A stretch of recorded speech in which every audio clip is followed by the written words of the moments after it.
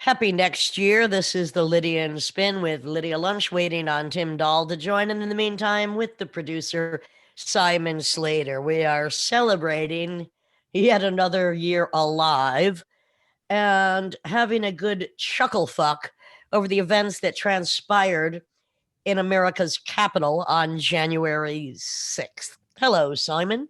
Hello, Lydia.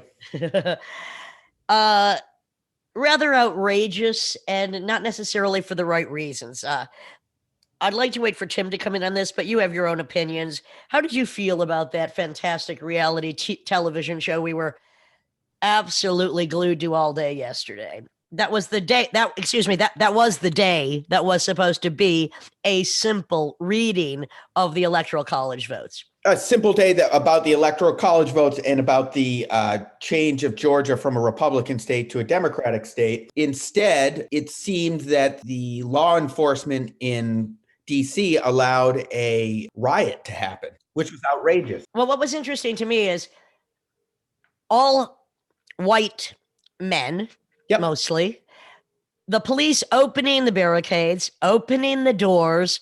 The police were more peaceful than I've seen them at any event ever in the history of my television or live riot viewing.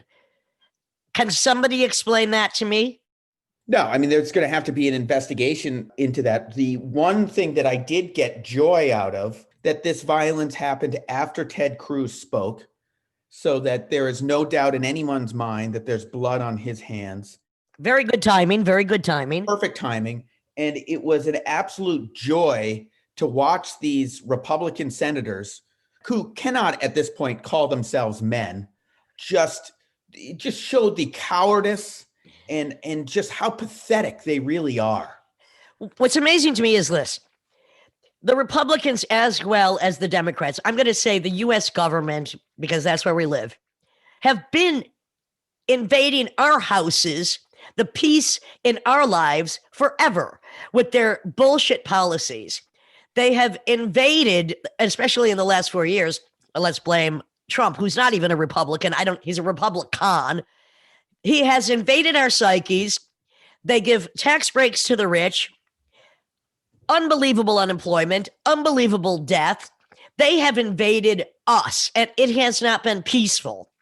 So a bunch of costumed, brainwashed, not even realizing Trump's fans, that he wouldn't allow one of them onto any of his properties. See, the revolution has already been going, but it's been against the average fucking person.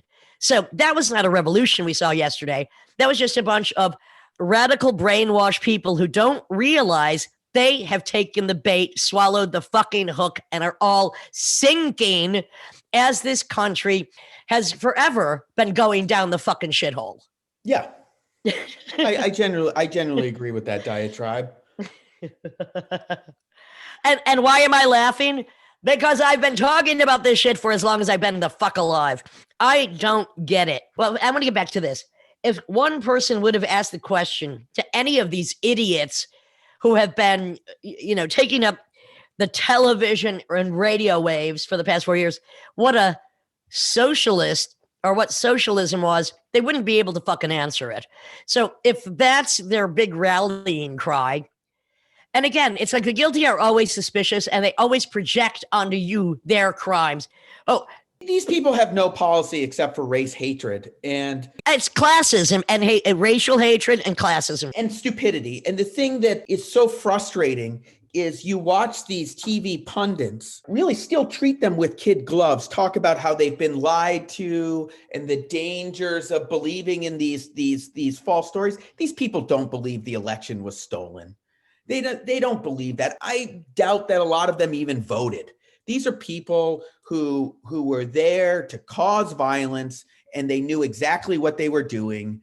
And it's just a bunch of crap. And I have to say, the violence was very unmonumental, considering the violence that should have been done, not just in the name of pro-Republican or pro-Democrat, but in the name of anti both of these people, because one is just slightly better than the other. Millionaires run this country. And if the protests if they really would have had a half a brain and they would have realized the revolution has always been against them, they are not part of the revolution. The revolution is classism, racism, and sexism, which has been waged against all of us. I would have had some respect for what went down. It just looked like a frat boy party with bad costumes, breaking a few windows. And who's the first one who gets killed? A woman. Well, she was also a Air Force military nutcase saying, I'm not, I mean, yeah, it sucks that she got fucking shot. I get it. And I don't, maybe that was a misogynist choice. I'm not sure. But she's a nutcase too. She's crazy. How about the guy who raided Nancy Pelosi's office and scratched his balls? Well, yeah, he's gonna go to jail. He said he left a quarter for the envelope. Hello, Tim Dahl. Welcome to the first episode of the next year. We're just celebrating the reality television binge watch we had yesterday as a bunch of costume brainwashed freaks who don't realize everything that they've heard has actually been to convince them wrongly that they're right when they are being wronged against. I don't believe that they believe in these lies. Well, you know what? I want to jump in and say, I think all elections are fucking rigged, okay? Because first of all, we don't have a very good choice to choose from. And if the choice is between two doddering grandpas, one who pretends to have a soul and one who makes no bones about not having one, whose policies are both wrong, whose basic methodology is still in defense of capitalist gain at the expense of everybody else, the elections are rigged against us. Well, yeah, I mean, the choices are definitely not what we want here in society, and they're. I don't know when you started watching, Lydia. I had turned on the TV around 11 a.m. because... First of all, I'm always turned on, and yes, I was right there with you. Oh, yes, you are. All right. So I was turning on because I was actually watching the Georgia Senate runoff, which actually looked like it tipped in favor of the Democrats, or did officially. And then all this stuff starts unfolding. And I remember, yeah, they got to Arizona. You know, you're like what, 3 states in, and then all of a sudden, all these Trump supporting Republicans blocked the official electoral count, and then it started. And then Mitch McConnell didn't want them to do that, but these ones like Cruz and the guy in Missouri, what's his name? Howley. They have eyes on the prize for their 2024 run. So at this point, Trump kind of owns the Republican Party in terms of the voting base. So yeah, that all exploded in their face yesterday. They all exploded in their face because Cruz, as soon as Cruz finished his speech about saying, you mean we're not going to honor these people that lost by doing more recounts? It's sort of like, hey, there's a sports match and the score is 5-4. It's like, you mean you're not giving a medal to the people that got 4 points? It's like, what are you even talking about? So, according to their theories, the entire justice system, including the people that they put into positions of power, every poll taker, every voting house would have been in a conspiracy against them. And it's not that I don't believe that conspiracies are real. That's just stretching it a bit too fucking far. Yeah. Well, as soon as going back to my point, as soon as Cruz finished his speech, they all started storming the Capitol building. I feel like a lot of the cops were accomplices. They opened the doors. They opened the doors. Yeah. Tim, can I ask you this? If I claimed that your father was responsible for one of the Kennedy assassinations, if I called you a sleazebag and said that your wife was ugly, all of which are false, would you still lick my left ball like Ted Cruz? If I was Ted Cruz and I lost on the catchphrase lying Ted, I mean, this guy, well, he's actually a classical sociopath. It is. You mean like the balls he licks of, there's not even a name for what Trump is. He's so beyond the beyond that actually I'm starting to have more respect for him because he's so insane. It's like, I, as a pathological truth teller, should I change my ways to get more fans? I don't know what to do here. So I was watching that Senate race and I was like, oh my God, Trump on Fox are showing Trump's speech. And of course, I was like, I kind of want to check this out. Of course, he's a coward. He got them all riled up, and then he ran back to the White House to watch how they behaved. If the consequences weren't so serious, it's kind of funny. I mean, I've been books on tape checking out the Bob Woodward Rage book, and it's just one of America's top journalists, by the way, Bob Woodward forever. I mean, he's always been there digging the fucking dirt. And the thing is, Trump is so stupid that he knows Bob Woodward is respected, but having never read a book at all or even listened to an audiobook, had no idea that Bob Woodward is not there to stroke his ego that is so big you couldn't even get your hand around it. I wanted to always play it down. I still like playing it down. Yes. Oh, there are so many gems in that book. I highly recommend it. What are your favorite gems? I mean, favorite / so basically he's surrounded by these kind of like very earnest Republicans, but ones who, or traditionally who fell into basically three categories. Just Christian nutcases, like God put me here and I'm supposed to do this. And then you have these like kind of like generals that are like, you know, the Constitution and our founding fathers. And then you have like the Tillersons who are just like free market global capitalism and the American way. And so they're so hard in their positions, but and yet he just, 90-degree turns every second of every day. And there's like, so the word was, according to Tillerson in the Woodward book, is that who he despised Kushner. He's like, which is basically calling Kushner essentially a spy for Israel. Kushner was basically close with Netanyahu, and Trump started like behind the scenes going, you know what? I think Israel has a little bit of responsibility in some of these conflicts too. And so I guess Kushner started telling Netanyahu like he's losing you a little bit here. So then there's like some summit, the Palestinian Israel kind of peace thing they're meeting, and I forget who the Palestinian diplomat was. Kushner goes out to Tillerson's like, Trump's losing it. You got to go in there and calm him down. And Trump's sitting next to Netanyahu, and Netanyahu's playing him a tape of like this diplomat like arranging murders of children, and like he's like turns to Tillerson. He's like, I've seen it with my own eyes. He's a killer. Everything he told me is a lie. And Tillerson's like taking him aside and saying, let's let our intelligence look at this tape. It looks pretty doctored. Like it's not even real. It's like, I've seen it. I've seen it with my own eyes. I can't believe this. And so then he's meeting with a diplomat from Palestine. He's like, we're going to go out there when the camera's on. We're going to say compliments to each other. But behind the scenes, I know you're a fraud. You're a killer. And the guy's like, what's going on? Well, it's easy to claim somebody else is a killer when you have the blood of 350,000 Americans on your fucking hands. Well, 4 from yesterday. So I'd like to talk about the McConnell speech, which definitely was too little too late. But at the same time, it was, if he had gone with the cruises and all that stuff, that would have been a global economic collapse. I mean, everything would have spiraled so fast at that point.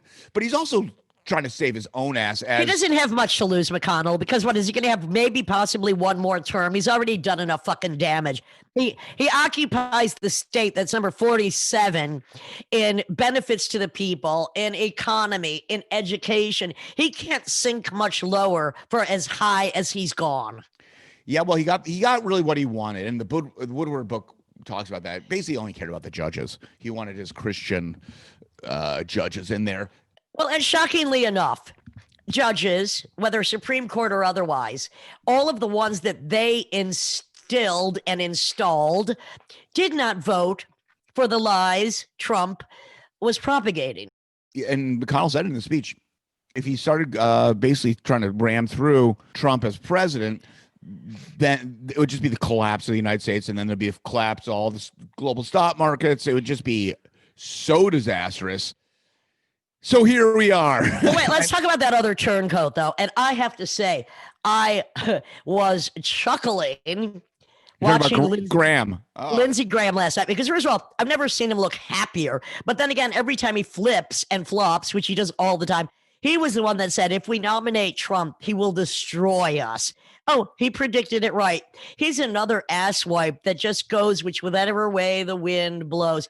but he had glee on his face. Maybe he just sucked somebody off in the men's room. Yeah. Well, yes. Well, yeah, exactly. Well, the Trump shackles that they put on themselves.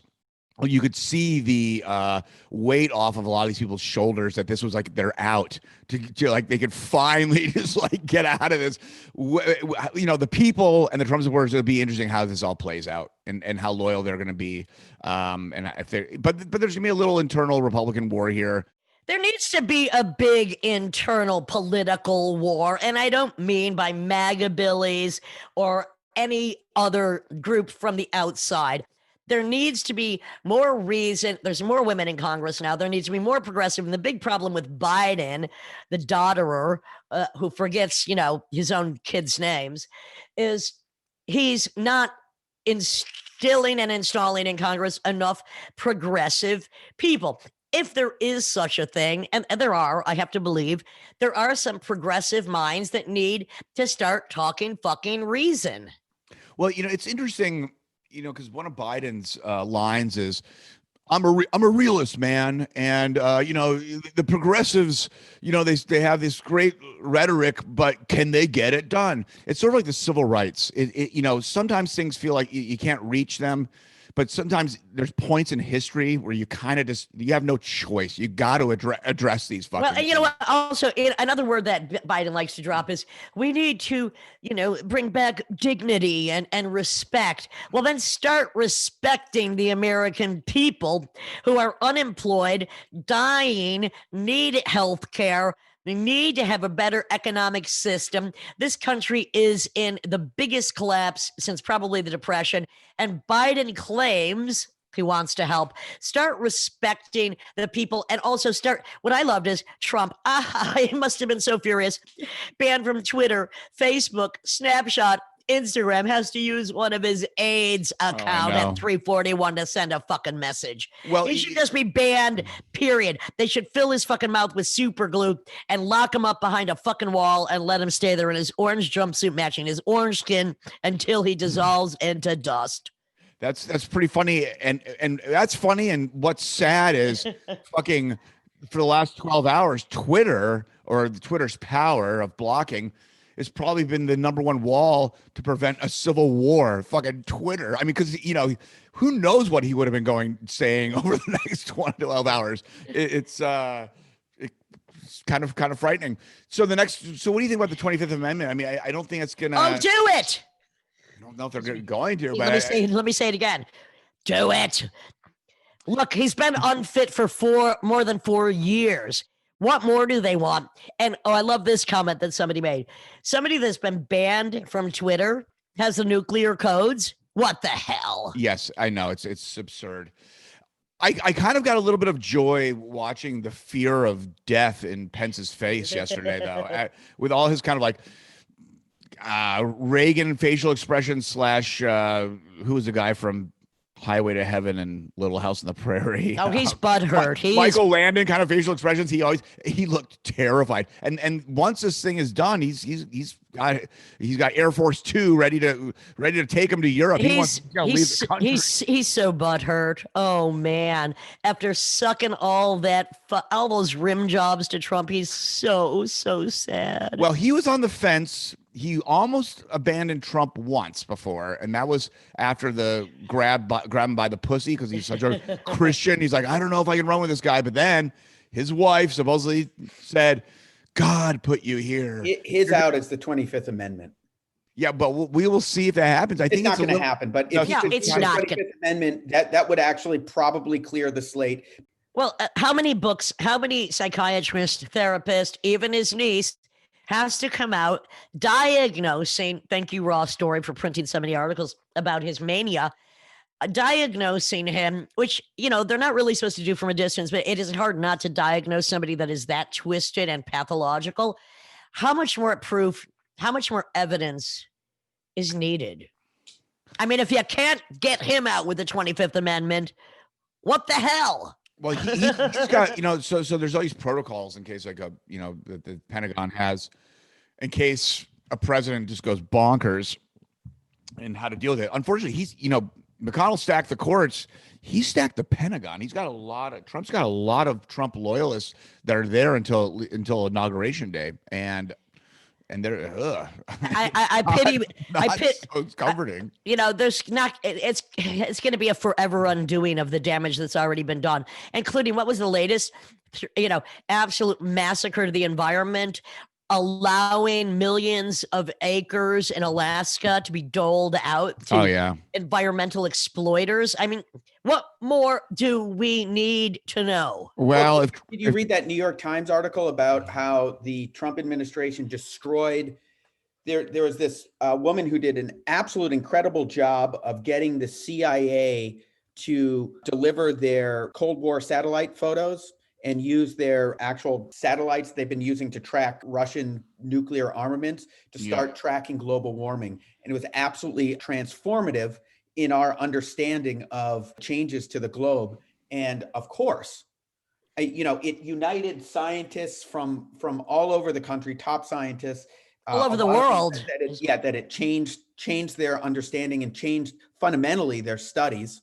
It was really an incredible achievement. It took years to get done. And of course, the Trump administration just completely shut it down and destroyed it. Yeah. Well, if he goes, they don't even want Drumpf in Mar-a-Lago because nobody can stand him there either. But let him go down to Miami because that's going to be one of the first cities that's going to suffer once all the icebergs continue to melt.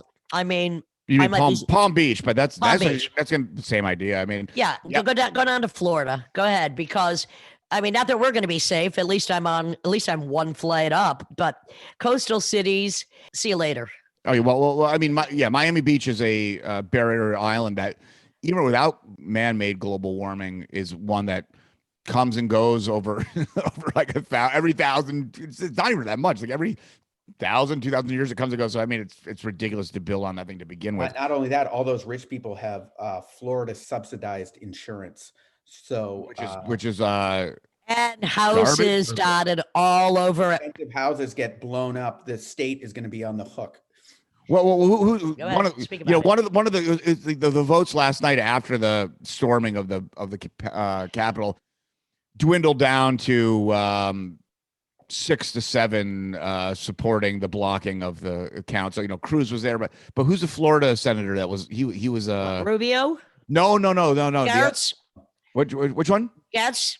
No, we all know him. He's a real asshole. Santos, right? Or is it, no, that's the governor.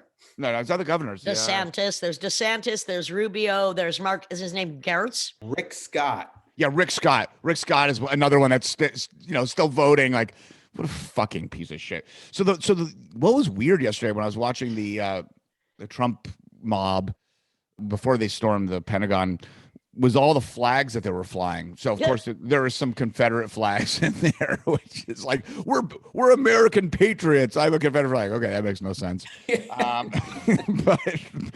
But one that kind of grabbed my attention, there was a French flag, and I was like, why is there a French? I mean, there could be a French guy that's really into Trump. I mean, that's possible. That's there. But my hunch was, because a French flag is red, white, and blue. I honestly think someone thought that was some kind of like put it together. Some alt expression of American flag.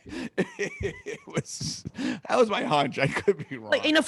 For all of these Republicans that support the NRA, I am surprised they weren't armed. You're not supposed to have weaponry in the Capitol, although I'm sure some of the mob did. But I'm surprised they had gas masks under their chair. I'm surprised they just didn't take matters into their own hands. But that's the problem. That's the issue. They're not going to take matters into their own hands. The police force proved it. Do you think anything's going through the mind of a Ted Cruz when he's being ushered into a panic room and there's armed guards outside of him? I mean, he painted himself in the score. I mean, all he's thinking is, how am I going to maneuver this with language? That's all he's thinking. What's going to be interesting is, because of all of the mob, maskless, storming in, and then all of the Congress and Senate having to be shoved into rooms other than with their gas masks, some without. I wonder how much super spreading that's going to do. would any other demographic besides this one yesterday be allowed to do what they did? Absolutely anyone. not. There would have been, look, they arrested maximum 52 people. There were 300 people arrested when Trump had his Bible display.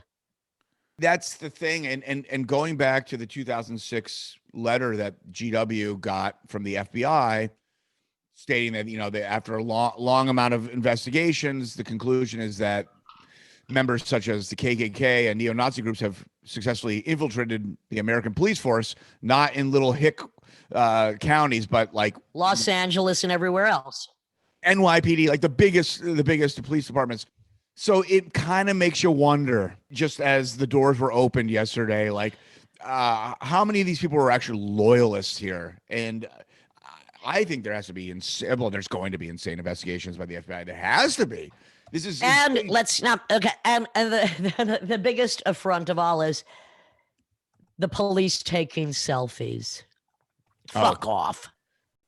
All I can say is happy next year. I'm rather thrilled that we got a taste of a ridiculous, no point made mob violence activity, because it's not even like they went in and really were proclaiming anything. They were all laughing, having a jolly good time, scratching their nuts, picking the nose, stealing envelopes, smashing windows, whatever. Not exactly what I call a revolution, but we saw a bit of mob stupidity yesterday, and it's very fitting that this episode of the Lydian Spin with Lydia Lunch, Tim Dahl, and today's special intro guest, Simon Slater. Our guest today is Ricky Powell, and a documentary on Ricky, who was one of the premier photographers for the Def Jam scene and the Beastie Boys, LL Cool J, Run DMC. His new documentary is called The Individualist.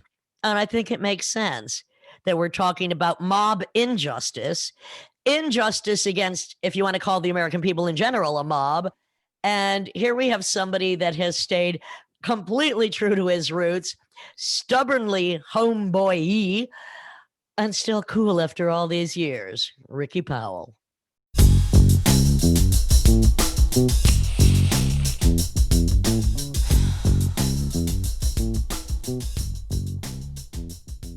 This is the Lydian Spin with Lydia Lunch, Tim Dahl, and our special guest, Ricky Powell. Master. I wasn't going to say, I'm going to say master photographer. I know, could have, master dog walker, master photographer, notorious for photographs of all kinds of New York legends. A lot of hip hop stuff, a lot of Run DMC, LL Cool J. We got the Beastie Boys, Debi Mazar. She's been on the podcast. That's your neighbor, right? She was my neighbor, and she's back in the hood again for a while. She so is. yes. I like Italy, I thought. Back on her TV show. Ricky, what's the latest with you? Dog walking with your camera on your shoulder, interviewing people. I used to be a dog walker. I used to be very good at it, actually. Actually, I just like taking pictures of dogs now. Are you dogging? Are you dogging me or what? Are you taking pictures of dogs? That's my thing. I run into a lot of cute dogs, and I love taking pictures of them with my Instagram camera. That's my favorite thing. Like William Wegman? Sorry. Not really. I like to make a certain sound and make the dogs twist their heads. High pitches usually do it. Sort of. It's kind of like. Oh yeah. So it sounds kind of something between a cat getting its tail stepped on and a duck. And I get a kick out of shooting their quizzical looks. If you look at my hashtag, dogs are dumbfounded or dogs are mesmerized with a Z, you'll see. Well, when they twist their head like that, because I always assumed it was just to re-angle their ears because they're trying to figure it out. Yeah, they tilt their head and have a quizzical look, and that's how I get a kick out of that. So that's what I like shooting. It's part of my under the umbrella of Ricky Powell street photography, which is one of my. But I don't go by photographer. I what do you go by? Individualist. Urban documenter. I just exist, man. I just put my pants on. You got your pants on now? I'm shocked. No. Whoa. I'm in my underwear. Come on, Ricky. You think I don't know you?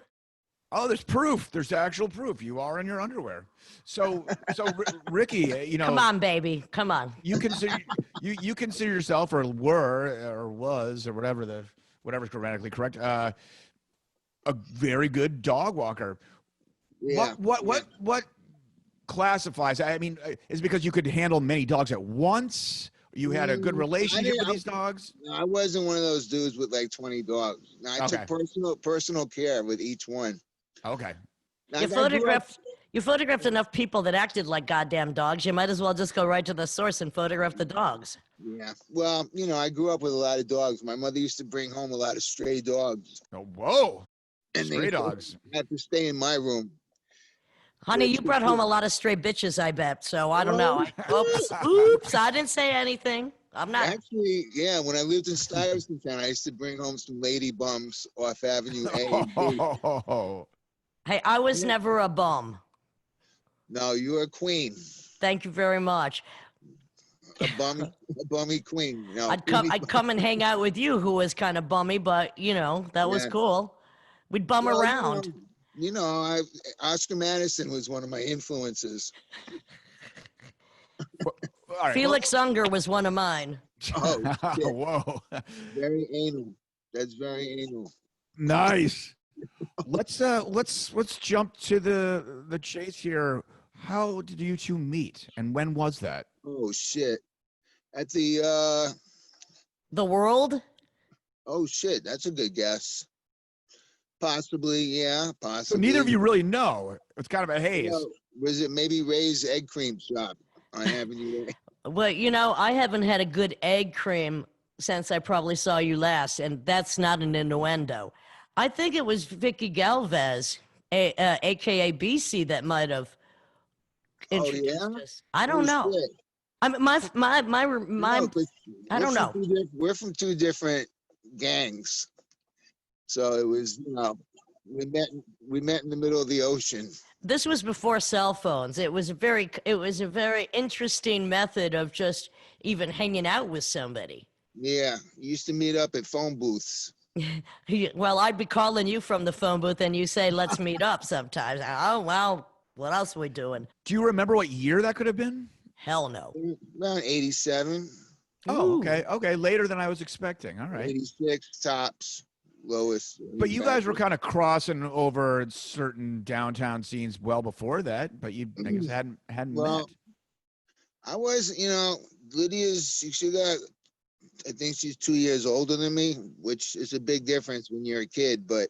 Especially if you're a male and she's a female, too.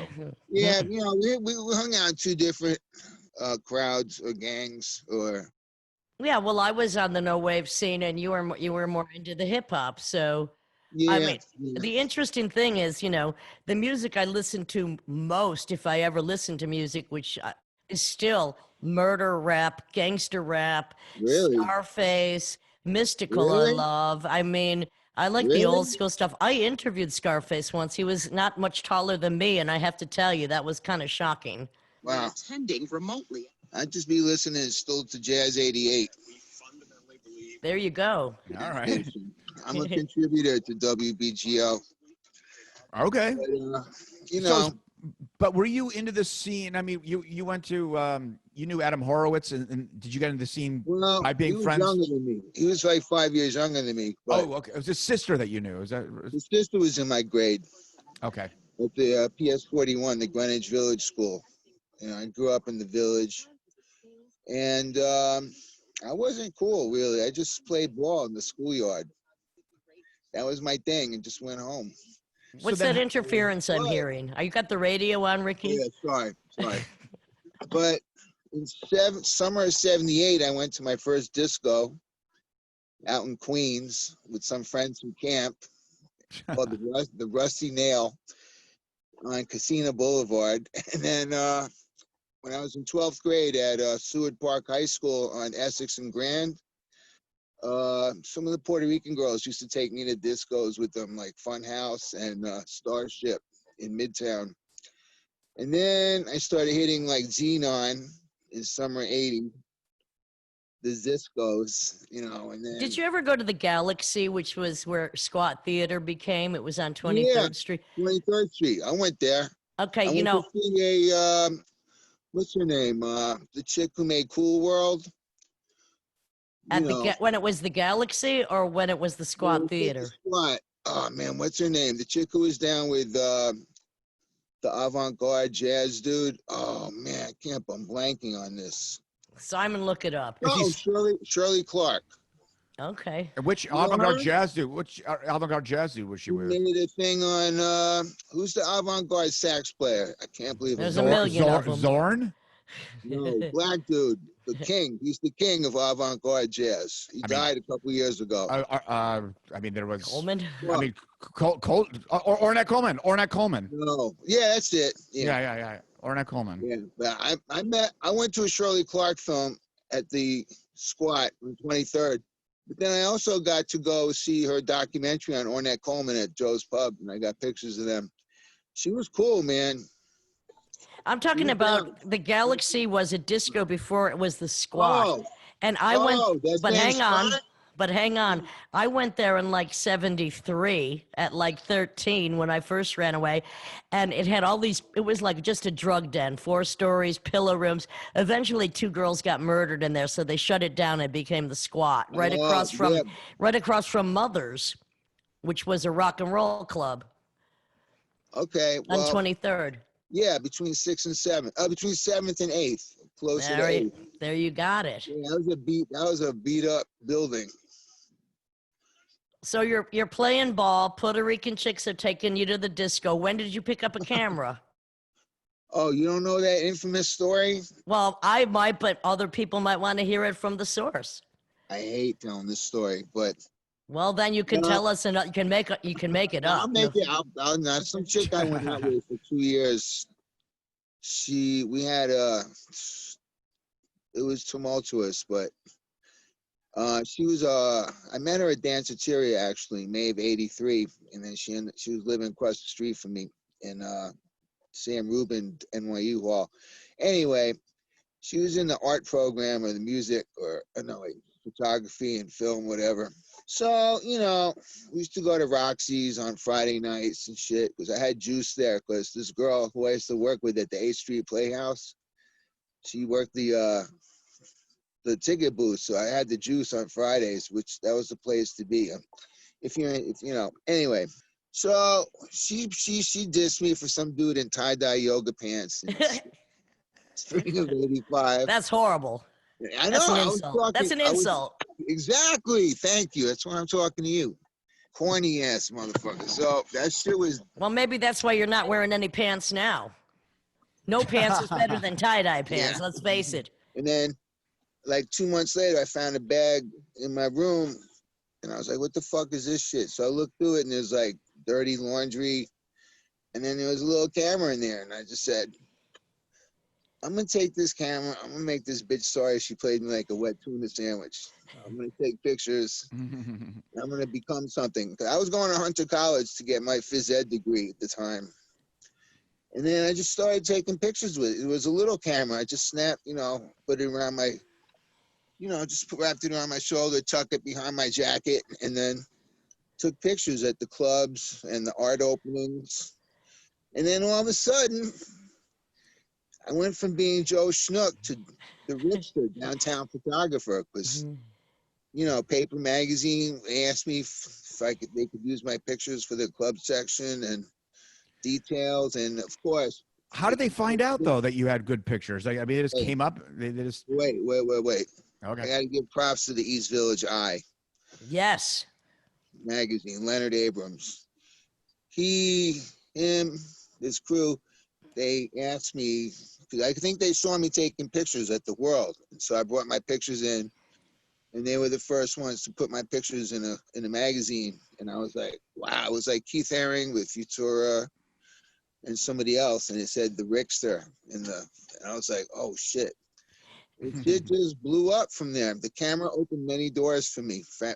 Yeah. And the World was this pretty incredible, huge, not a disco, not a rock club, but kind of multi-purpose club. Was it on Avenue A? It was on 3rd Street, right off Avenue C. Yeah, Avenue C. Yeah. That's when I swear, I think we met in front of there walking past each other. That's possible. But I knew you were like big, you know, big time. How big time, honey? Yeah. Yeah, I knew you were, you know. I might have been the queen, but that was the queen of Avenue A. I knew you were kind of like famous and whatever. One of them.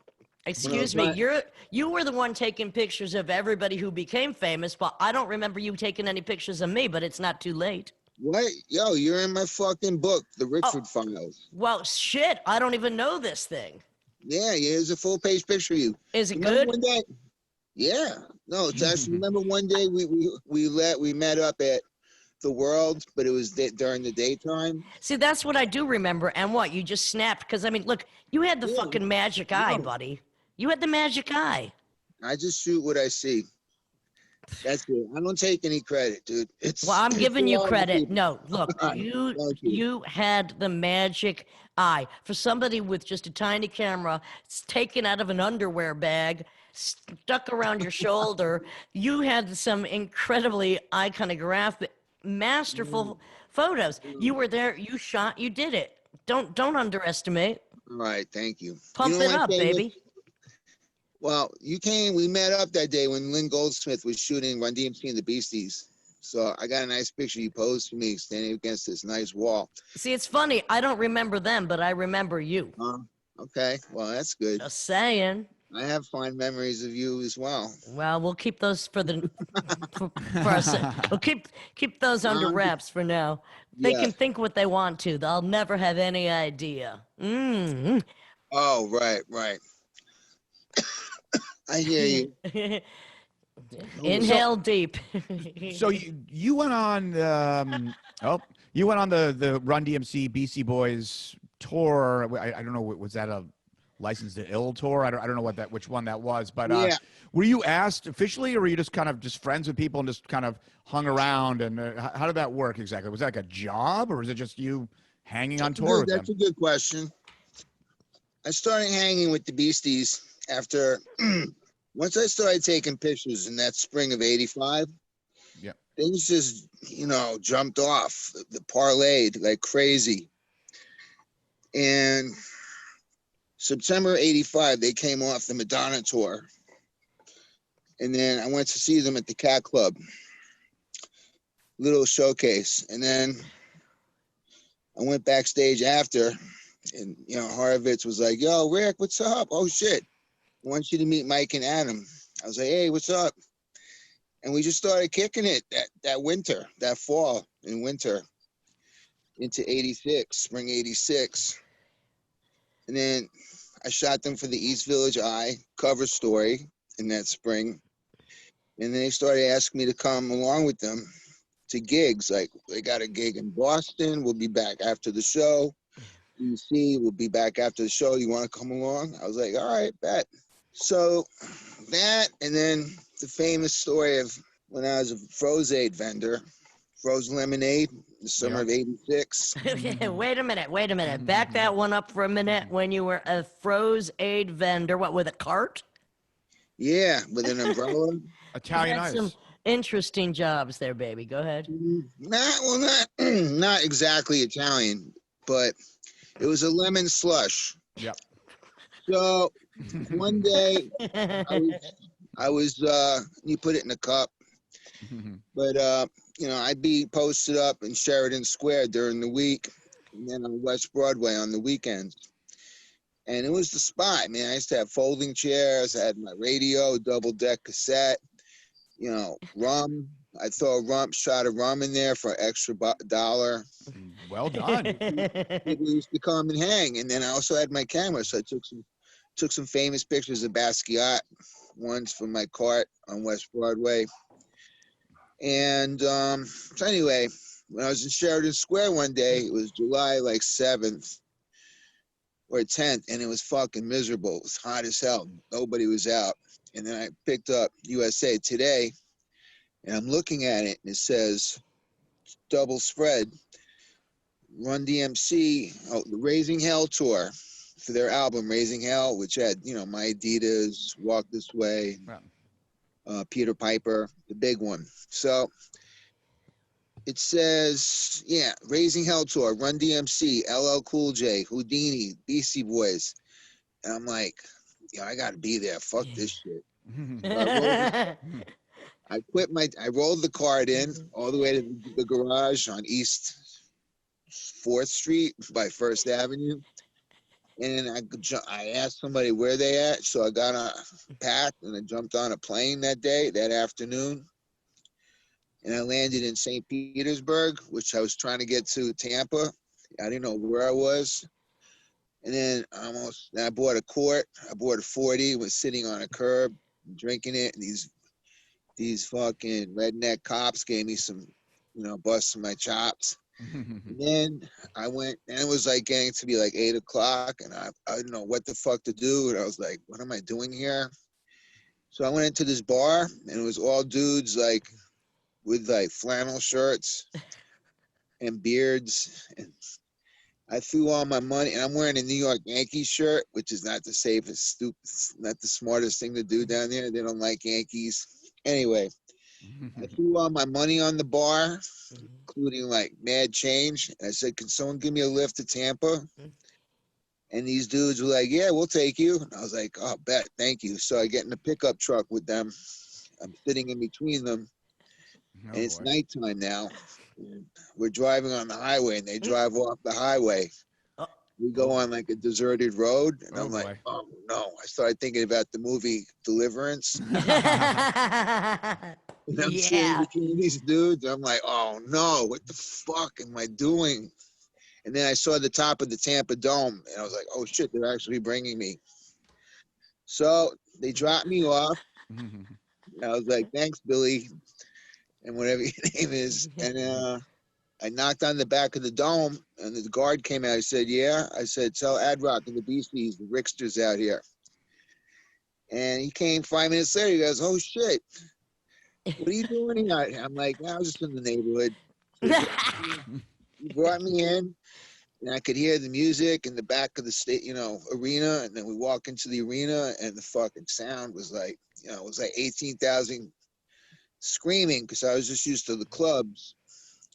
And I see Jam Master Jay suspended in the air doing a scratching solo to Peter Piper. Oh boy! And I'm just like, wow, this is the big time. And then Beasties gave me a bed on the tour bus, and then I went on that tour for like a week through the Southeast with my little Doinkster camera. And that shit, when I got back, got my job back, and then wait, you got your cart back? Yeah, and I was like a big shot.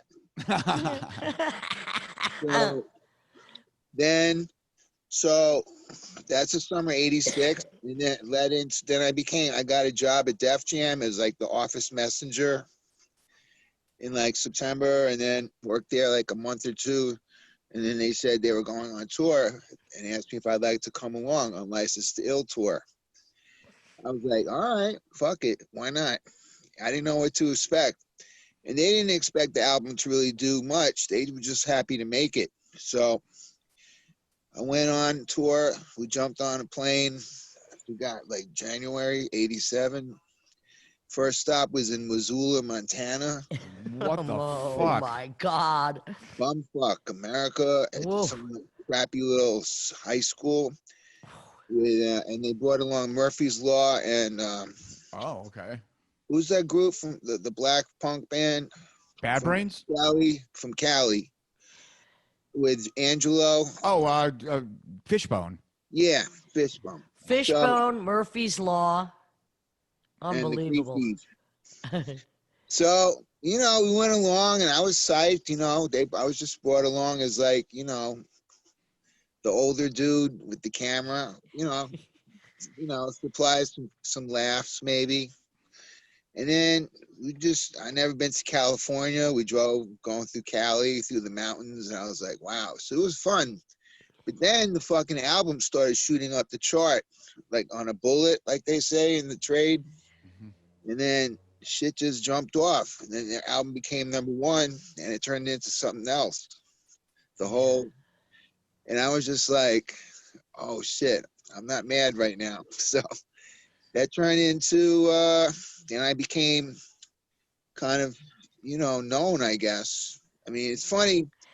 in photography, this dynamic that like sometimes you could be a nobody, and if you take a picture of somebody famous and then you have your photo credit there, then you get kind of famous. It's a weird dynamic. Okay, Rick, I got to cut right in now, Ricky. What I do? Because it's not just that. You did have a fucking golden eye, my friend. You have great shots. You were there. It might have all seemed like just some wild, accidental, almost psychedelic trip.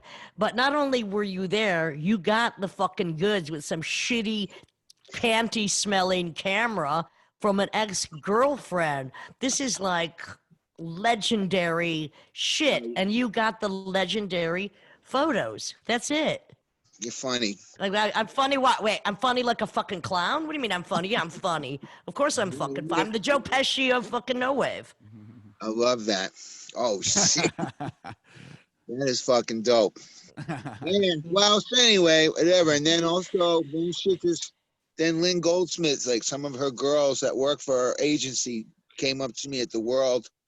Like, you ever shot for an agency? And I was like, no, what's that? And they brought me up to the agency on 36th Street. And she was like, ooh, the Richter. I was like, what up, lady? What do you got going on over here? And she was big time. So I ended up working for her for like 3 years. And she taught me the art of the hustle in photography. And, you know, then photography led into my public access show, Rapping with the Richter. Yeah.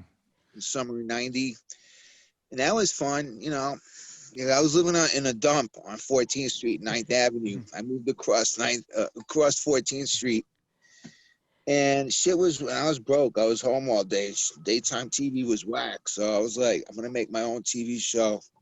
I'm gonna bring the people I took pictures of to life, and that, you know, that turned out to be fun.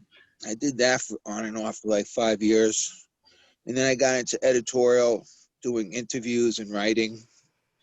So, then I got into selling pot and then, you know, whatever. So that's and now it's the quizzical look of dogs responding to your secret sounds. Yeah, exactly. That's what it's come down to. Well, I mean, you're being very modest, but I mean, it seems like people like you. I mean, the list of people that were on your show is pretty huge, and people would honor that. You know, it seems like when you said I'm here, people are like, yeah, come in, hang out. Yeah. Well, not everybody's enchanted by me, but yeah. What's the problem, Ricky? What do you mean not everyone? You know, what do you want? You want them all to be enchanted? They'll be lined up outside your door. Come on. No, I know. I got a lot of jerk offs that I got a lot of people that jerk off. I don't mind as long as it's not on my front door. It's fine. Look, I don't know what you're doing below the desk. I know how you came to me with just your panties on. I'm not going to ask if they were clean or not, or if they're ladies. Nobody saw them but me. It's cool. Oh my God. I'm not wearing any, just so you know. All right. Oh my God. And I don't have to prove it now, baby. Oh, yo, I needed me some of you. It's been a while, baby. Well, you know, what I find now, look, because we are of a certain. Sorry, go ahead. Yeah, don't get shy. Don't get shy on me now, because we're. You're not You blushing. Scorpio? You Scorpio? I'm Gemini, but I will sting you if you come too close. Now, I'm just saying, you know, we're of a certain age, and it used to be you either had game or you had hustle. And a lot of people now just don't have any game, which means they don't even know how to talk like we can talk to each other. You know what I mean? hear you. Like they don't even know how to fun talk. Like I'll say mouth fuck each other. I don't need to say any more about that. I'm just saying. I hear you. You feel me, right? Yeah, man. No, I mean, you know, shit, you know, come on, shit just got fucking corny. I don't want to get into the whole thing, but you know, like and uptight, just uptight. And, it is whack. The cornballs, it's just the cornball convention. Revenge of the Nerds. No one thought Revenge of the Nerds would look like this. New York is like a fucking theme park for the New Jack Jerk-offs, but you know, that's in a lot of places it's not the same. Like 8th Street, even before this fucking thing happened this year, was turning into a ghost town, which I couldn't believe because you know, A Street was the shit, and even St. Mark's too. It's not what it was.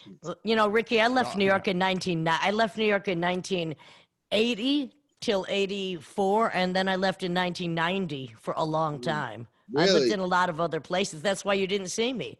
Oh, I lived yeah. in New Orleans, Pittsburgh, San Francisco, Los Angeles, Barcelona for 8 years. Oh, It was already Disney to me by then. I hear you. I saw you in New Orleans, and we linked when the Beasties came through in there on Check Your Head tour, '92. Jesus, you got a really good memory there, honey. Wow. So you were on a lot of the tours, it sounds like. I mean, yes, you're Licensed to Ill. And then I took pictures for the Beasties' second album, Paul's Boutique, but they didn't tour for that one. And then on Check Your Head tour, you know, they were flying me out to LA in like 90 to like take pictures of them formulating that album, where they blended the hip hopism, I guess, with live musicianship. So then they asked me to come on Check Your Head, but they were like, "You got to work this time." I was like, "Yeah, okay." They're like, "You're doing luggage." I was like, What? I didn't mind. So I got mad pussy with that luggage cart. Did you get mad pussy with your ice cart? Oh, with the Frozade? This with the lady bums on Avenue A. Oh God, the rum shot did it. I'm sure. Yeah. So you know, you're in the Fight for the Right to Party video. Oh God, this guy. Well, Rick Manello, you know Rick Manello? Yeah, the director. He passed away because I live in South Brooklyn. I used to know him actually. Oh yeah, he was a nice guy. Yeah, totally. Yeah. Although he had like 3 falling outs with Rick Rubin. They were like friends, but then they hate each other and they're friends, and then they hate each other. Yeah, they went like. But were you there during the falling out of Rick Rubin with the Beasties? And what about Yeah, I was there, but I never asked them about their business. Well, what about Russell Simmons, who was on your show? Yeah. Did Oh yeah, there was a falling out probably with Russell and Rubin as well? No, I never like. I just never I've never been business oriented. Okay. I just don't. Thankfully, I never got caught up in some kind of emotional entanglement, being in the middle. But That's good. That's good. You know what? Keep your insanity to yourself, other people, and that way I like to say keep the insanity in the bedroom, because once it leaks out into the boardroom or the kitchen, it's fucked. Yeah.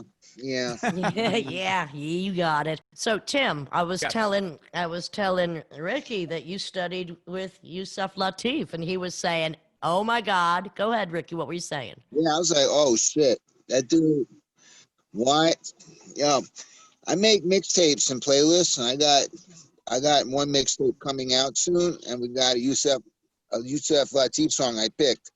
You know the song "Live Humble"? Yes. Which album is that on? That's I forgot the name of it, but it looks like a mosaic cover. It looks kind of like a collage. Right. I'm thinking of maybe something else. I was thinking about Yusuf does the music. Yeah, in but Detroit. that song "Live Humble," forget about it. That's the fucking jump off. Well, yeah. I mean, I didn't just study with him. I also played with him. We had there was a tribute. Wow. That was put out. A couple of weeks ago. Yeah, and Lydia's on that too. Tell him about it. So there was a tribute. For his 100th birthday. Of course, he at the University of Massachusetts. Is this guy Glenn Siegel that would run the Magic Triangle series up there, and he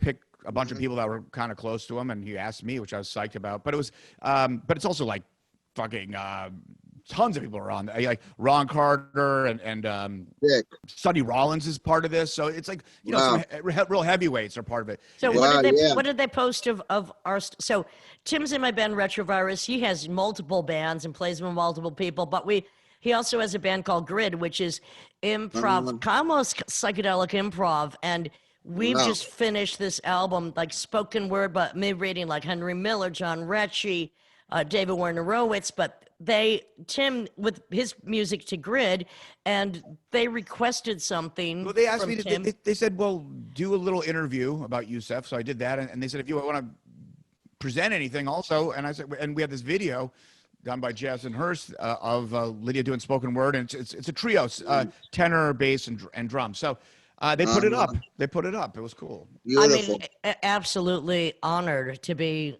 even sideways on that. You know, we also did something with Umar bin Hassan, Last Poets, and Baba Tunde called No Wave Out with Tim, Weasel Walter. That was amazing, but I'm going to fill you in on that later. So you're releasing a mixtape. Yeah. It's like gonna be my 8th one. Me and this guy DJ Smoke from LES. He lives in Brooklyn, and we make them. You know, I pick the songs and he mixes them. Are they presented on cassette? Yeah, Are they could Google. No. You could Google Ricky Powell mixtapes, and then they come up a lot for free on SoundCloud and Mixcloud. Because you're into out jazz and stuff like that. Yeah, I mean, I like funky jazz. Yeah. Funky jazz. Like who? Who's your funky jazz favorite? Well, Lou Donaldson. We spoke about him before. Dr. Lonnie Smith, Jimmy Smith. Mm-hmm. I like the organ players a lot. Reuben Wilson, Big John Patton. Oh, yeah, classic. Jimmy Smith, when he would lick his fingers and say, "Oh, that's hot," between licks. Oh, my God, I can't believe it did it again. Whoa, oh, my God, that's hot stuff. Oh, wow. Between each lick, hilarious. Yeah. Did you ever see Jimmy Smith live? Actually at the Blue Note, right before he died. I got to pass him like in this small hallway. I was like, "Hello, Mr. Smith." He was like, He was kind of grumpy. He was a little grumpy. Well, that happens. I mean, speaking of Joe Pesci, he's got a organ trio with Joey DiFrancesco. Joe Pesci is like a old school. Yeah, he's an old or dying to have him on the show. Him on the show every now and then. Joey DiFrancesco's dope. Joey DiFrancesco, because Pesci is kind of like a classic jazz lounge singer, and that's in his classic trio. But can I just interrupt and say, can you imagine me and Joe Pesci in conversation? No, that would be it. Please, I can. I think we need to do a duet together. I think maybe that. Yeah. Boulevard of Broken Dreams, maybe. Maybe you, him, and Debi Mazar. She could be the dancer. Yeah, true. All right, see what we could do about that. Say though, do you know that Jimi Hendrix and Joe Pesci were in the same band together? I did not know that. Wait a minute, back it up, Rickster. Come on, fill us in. For how long? For Joey D and the Starlighters. They did the song, the Twist, Peppermint Twist or some shit. Before Jimi Hendrix was Jimi Hendrix. Like before that. Yeah, exactly. Yeah, Joe Pesci was in the group and he left and Jimi Hendrix replaced him. Okay, Umar bin Hassan, Last Poet, said he saw Jimi Hendrix early on and he said Jimi Hendrix looked like he was levitating. I said he was that good. He's like, yeah, he was. I could believe it. Oh, yes. No, they did, but you know what? I didn't like. I've heard like the black people like in Harlem, they didn't like him. Like he played at Randall's Island and got booed. Well, they didn't like him before he moved to London, right? I mean, when he came back, he was kind of a cultural hero. He didn't live He didn't live really long enough to be loved or hated. I mean, Jay-Z died at 27. I mean, how much love or hate can you have? Yeah. But then again, that was the period. Janis Joplin, Jimi Hendrix, Jim Morrison, unbelievable. But also, if you in the black scene, there's a conservative side. So I mean, it's same as Bootsy leaving James Brown. It's like they started doing the LSD. They wanted us to kind of go in their own direction, and the older school cats were like, "What the fuck's going on here?" You know? Yeah. You miss being on the road, Ricky? I know you're on the street now. Do you miss being on the road? Well, I'm not really into being like touring on a tour, but I like having gigs. You know, I got to jet out to Vancouver to do, because I do a live slideshow, live presentation of my pictures on a stage with funk, my mixtapes in the background. Oh, that's great. So you get a few gigs like that organized. Right. You have a booking agent. What is it called? No, they just come in. It's called the world famous Ricky Powell slideshow. Which I called it that as a joke when I was doing it in people's like living rooms, right, or like dumps, and then it actually turned into that. So it's Matt, you got to manifest, baby. You got to stick it out there. Somebody's gonna want to rub against it. So it was rapping with the Rickster. Was that on what, MMN or what was it? Neighborhood Network. Yeah, it was cool. It was fun. I like bringing. We just, the first year I just had like this bummy ass, camera crew And then, we do the traditional way, shoot, and then I go to their office on 16th and 3rd and we edit. And, but then I bought my own camcorder. So I started filming shit myself. And then my TV show kind of looked like it was like a visual pause tape on a cassette. You know what a pause tape is on a cassette? No, a pause tape? I mean, no, what tell me. Jake off? No, pause tape, and you play one song, and then you press pause, and then something else comes on, and you, yeah, I got you. Lift the pause button. Yeah, gotcha. What'd you do? Grow up in a cave? Hey, I don't like cassettes. I never did, unless you make them for me and then pretend it's final. I don't know. Give me the download. Did you ever run into Al Goldstein at MNN with his Midnight Blue? He was on the upper echelon channel 35. Ah, okay. Are those shows on YouTube or anywhere to be found now, Ricky? Not really. Why not? Just a little couple of things. Well, different reasons. I don't know. I've lost a few got demolished, but I got like 5 episodes in my house intact. Well, what? We got to come over to your house to watch them, or what? They're on VHS too. I can't even play them. Get that shit transferred. Yeah, all right. Talk to me about getting it transferred. Get that shit out there. It's a pain in the ass getting shit digitized, but I did have some shit digitized for this documentary it was made about me. Tell us about this documentary. So when did it come out? What's it called? I saw about that. That was another thing. I was like, fill us in. Well, not that I'm Paul Newman, but Steve McQueen. I'm very interesting. No, actually, I just posted a picture of Steve McQueen riding a go-kart, and I said, "Oh, the making of Bullet." Anyway. What? Wait a minute. You just posted that? What, am I pulling things out of your head now? No, on Instagram. I have fun with Instagram, but anyway. These dudes came up to me like 4 years ago and said they wanted to make a documentary about me. I was like, really? Okay. So we worked on it for like 3.5 years. And then it was supposed to debut at the Tribeca Film Festival this year, April. Oh boy. Canceled. Yeah. Postponed. So yeah, I mean they had a little festival they put on the internet. They played each movie once, but that's about it. You know what? The film festivals are going to come back. I had the same issue because I had a documentary that was done about me called "The War Is Never Over" by Beth B, and it opened at the New York Documentary Film Festival, and then all these other things. I mean, then COVID hit, and there you go. But it's not dead in the water. Yeah. Well, it's titled "The Individualist." Are you happy with it? Yeah, for the most part. I mean, some of it's a little hard for me to it's embarrassing, some of it. Wait, what? Nah, because, you want to make the shit real, right? So, if we just made a fluff piece, that shit would be boring. So, I'll be your fluffer anytime, Ricky. I mean, that's got nothing to do with that. Of course, you are not fluffy, baby. You're the best, Bobby. I'm not even going to ask best what because we know what that is. So we just keep it at that. No, you're one of the best. Whoa. Wow. I'm getting a little itchy. I'm getting a little itchy now. Yeah. Hot. Hot stuff. Just like Jimmy Smith. Hot. Oh, that's hot right there. That's hot. All right, Tim, take this back down to reality. Yeah, so did you know Vin Diesel back in the day? Yeah, he's in it. He's in the documentary. Okay. Because I filmed him. Go ahead. I filmed him, in my neighborhood in like '93 with my camcorder, and he's like, "Yeah, man." I'm like, "Yo, you still trying to be an actor and shit?" He was like, "Yeah, I don't know how to break in. Everyone's dissing me." So in the documentary I made, I fucking flew out to fucking LA to his estate, whatever. So they interviewing him about me, and they're cutting in the shit I shot with him in '93. It's cool. There's a lot of bouncing around in the documentary. It's good. It's cut up. Ricky, you worked with all these people that became multi-millionaires. You know what I find unbelievable, I work with people that became multi-thousandaires.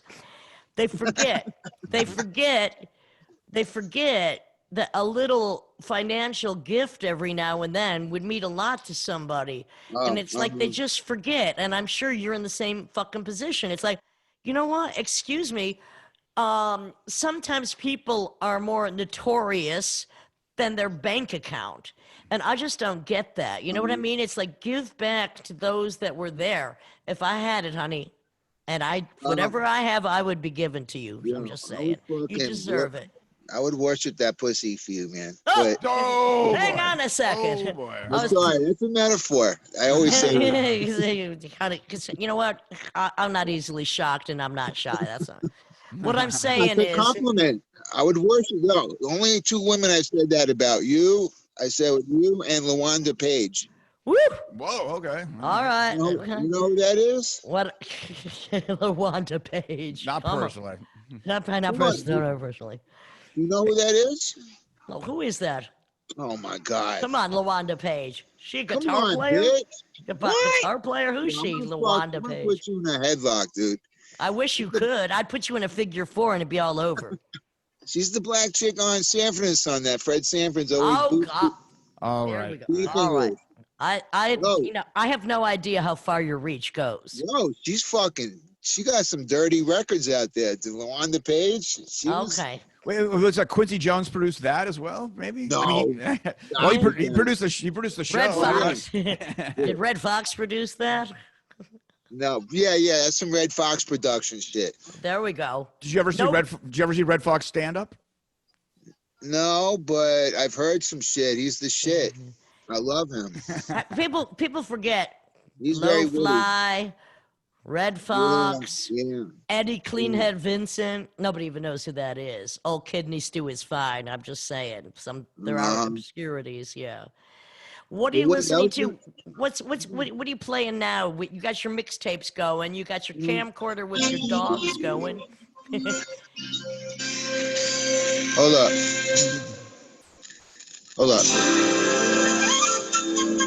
Well, I listen to WBGO. Wait, I love the DJs though. Hold up. Beautiful rendition on Silver Bells here on WBGO. Right before that, you heard the flute of Jerome Richardson playing that version of Point. That's what I listen to. That's why I'm mature. I'm very mature now. Yeah, well, I mean, well, a lot of the people that made those records weren't very mature. If you got to know them. Yeah, I live around the corner from the Village Vanguard. Yeah, So, which was I knew Lorraine Gordon, bless her soul. She was a fucking gangster. Oh yeah. Little lady, little petite lady, but gangster. She was the owner of the Vanguard. Yeah, her and her husband, he died earlier. Yeah. But her first husband was, I think it was Francis Wolff or Alfred Lyon, who started Blue Note Records.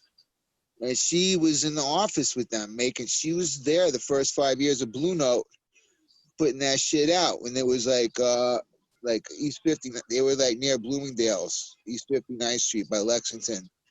And she used to, and then she dipped on him, and then she married the owner of the Village Vanguard.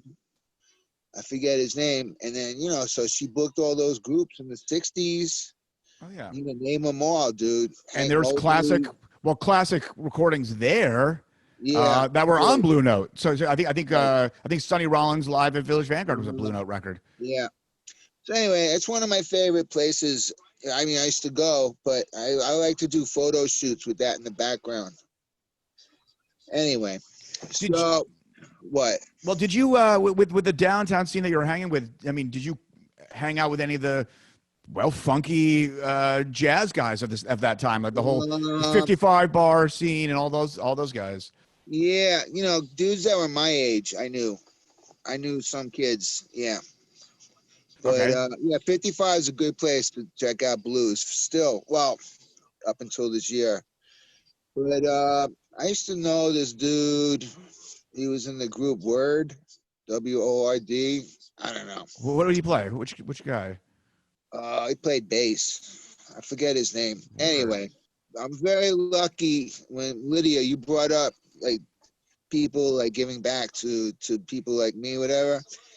I'm fortunate that I can sell my pictures of people from the that I shot in the 80s. As you should. And I want to ask you too, just going back for a minute, when you worked at an agency for a few years, what were you shooting? Were you shooting specifically for their intention, and was that profitable? They used to, well, part of the working there, I mean, she had like a staff, like 10 people on phones, and then she had her stable of photographers that shot paparazzi shit. So she sent me to movie premieres or parties, and then I shoot shit on my own. It was a combination. Yep, dip in, dip out. So do you have any desire to go back to any of that stuff, or no? You're happy doing what you? I mean, you did so much already, from paparazzi to parties to clubs to tours. Yeah, I just like, I'm trying to, my Instagram name is The Lazy Hustler. Yeah. So I'm just trying to do the least I have to make money. Like, I posted a picture of myself signing prints on my futon. That's the epitome how I want to make a living. I don't even have to get out of bed. I can sign shit in my underwear and make money and help make people happy. That's the epitome of the epitome. And that is the summary of the Rickster, Ricky Powell. I think that pretty much sums it up. I don't know where else we can go from there. Signing pictures in your underwear. I mean, I've signed pictures of myself in my underwear. Now, I think I need to send you one of those, honey. So you're Let's see about that. You're like the downtown Hugh Hefner. The way he presented himself was basically lying around on the couch and making a magazine. I'm gonna email the documentary to you so you can see, Lydia. I'll send you mine. I'll send you mine. You send me yours. Yeah. All right. Then we can sit around in our underwear by Zoom and listen. Think of the future. The movie is kind of like, in one simple way of describing it, it's kind of like about my ascent, and then I had a descent, and then back up. So, I started wilding and shit with. But drugs and partying. Yeah, with just. Well, come on, that's what you do. That's what you got to get it out of your system. You got to do it. Well, I guess, but that's just what I like to do. Get zooted on Pluto dust with dragon ladies. That.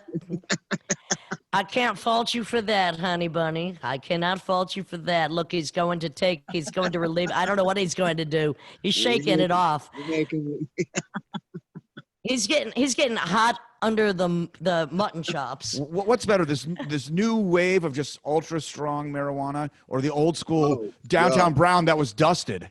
The old dusted weed. I grew up pinching Mexican weed out of the refrigerator that my mom used to get with the rocks. With the seeds. I know. And wood. And you can smoke that shit all day. Now you can take one or two hits and you're knocked out. I can't even do one or two hits. I can't either. No, not one or two hits. Forget it. Paralysis. Yeah. I don't know how kids do it. I got a friend who sends me weed from Denver, and I just give it to people who come over. I'm like, here, want to roll a joint? I can't fuck with it, but it's strange, right? Remembering how you used to wake and bake, date, and dust till dawn. Yeah, but no, totally.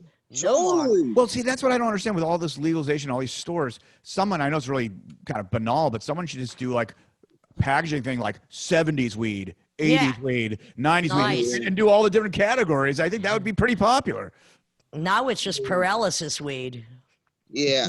I get edibles now. I eat edibles. Edibles are a different story. Those are scary for me. Those are scary. They make me like a fucking zombie, though. Like they make Tim Dahl like a fucking Jack in the Box. He gets that fucking edible. He's like, he's like riding a pony.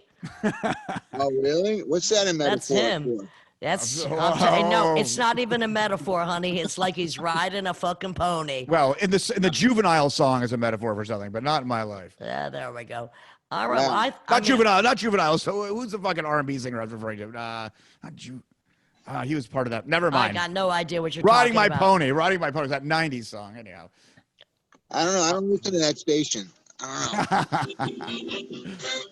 All right. Well, I think we pretty much are wrapping up. Yeah. And now Ricky's gonna go unwrap. Genuine. That's what it was. Genuine. I'm gonna go call my dealer now. Well, and speaking about genuine, this is the Lydian spin with Lydia Lush, Tim Dahl, and the genuine individualist, Ricky Powell. Dude, So I'm good to I'm honored, dude. so You're still fucking hot as hell. so good. Ooh, touch me. Uh-oh. Look, we're going to be in touch. We're going to send each other a few little tidbits, baby. So good to be back in touch with you, Ricky. Oh, boy. Yo, you always get me open. I love that. No questions asked. Yo, you're the best, Lydia. I love your style, Dukes. Thank you, baby. I love your style too, Ricky. They'll never know the bottom line because there isn't one.